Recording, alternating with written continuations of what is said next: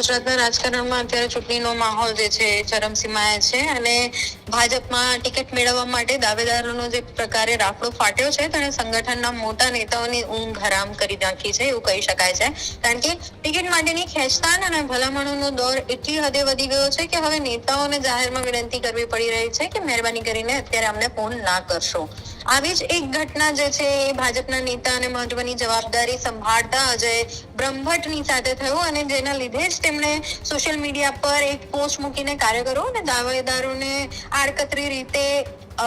પોતાની વાત રજૂ કરી કે તેમણે સ્પષ્ટપણે એવું લખ્યું છે કે તારીખ 4/4/2026 એટલે કે 4 એપ્રિલ 2026 થી લઈને 10 એપ્રિલ 2026 સુધી હું ચૂંટણી પ્રક્રિયાના અતિ વ્યસ્ત કામમાં છું, તેથી કોઈએ ફોન કરવો નહીં.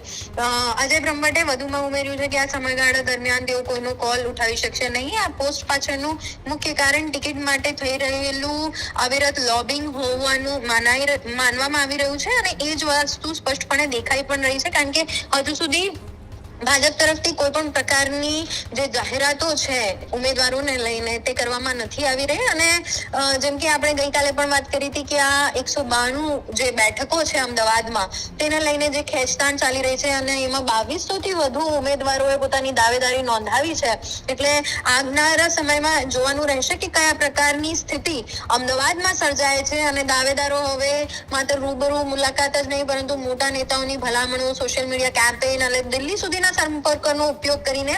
પ્રેશર જે છે એ અપનાવી રહ્યા છે. એટલે પ્રેશર પોલિટિક્સ જે છે એ સ્પષ્ટપણે ક્યાંક ને ક્યાંક ભાજપમાં દેખાઈ રહ્યું છે અને ભાજપ હંમેશા કેડર બેઝ અને શિસ્તબદ્ધ પાર્ટી હોવાનો દાવો કરે જ છે, પરંતુ ચૂંટણી સમયે આ શિસ્ત ઘણીવાર દાવેદારોની મહત્વાકાંક્ષા સામે વામણી સાબિત થતી હોય તેવું જોવા મળે છે. એટલે અજય બ્રહ્મભટ્ટની પોસ્ટ એ વાતનો પુરાવો છે કે અંદરખાને નેતાઓ આ ભલામણોથી થાક્યા છે અને આવનારા સમયમાં જે નામો ભાજપ તરફથી